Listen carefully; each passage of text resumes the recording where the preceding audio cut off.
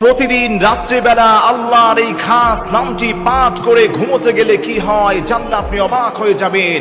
আল্লাহর যেই গোলামটা আল্লাহর এই খাস নামটি ঘুমোতে যাওয়ার আগে 70 বার পড়বে, কোন গোলাম যদি পড়ে ইয়া মান্নানু ইয়া মান্নানু, হে অনুগ্রহ দাতা, হে অনুগ্রহ দানকারী, কেউ যদি আল্লাহর এই খাস নামটি 70 বার ঘুমোতে যাওয়ার আগে যদি পাঠ করতে পারে, আল্লাহ রাব্বুল আলামিন তাকে প্রথম পুরস্কার দান করবেন।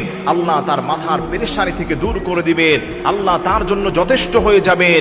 এবং আল্লাহর ওই গোলামটা ঘুমোতে যাওয়ার সময় আল্লাহর এই খাস নামটি হাতে গুনে গুনে 70 বার পাঠ করার পরে আল্লাহর কাছে হাত তুলে যা চাইবে, নবীজি বলেন তার সেই দোয়াকেই কবুল করা হবে। সুবহানাল্লাহ পড়েন।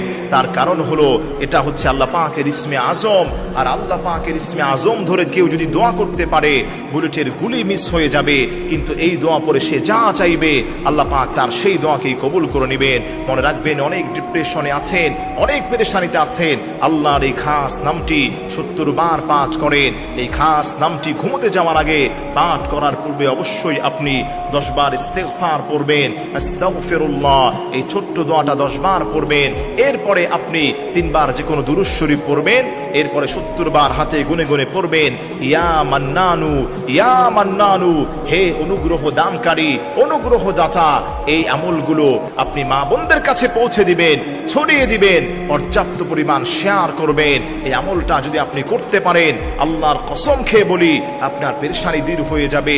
ঋণের মধ্যে আছেন, আল্লাহর কাছে এই দোয়াটা পড়ে দোয়া করেন, আল্লাহ সহজে ঋণ পরিশোধ করার ব্যবস্থা করে দিবেন। আপনি যা চাইবেন আল্লাহ পাক আপনাকে তাই দান করবেন।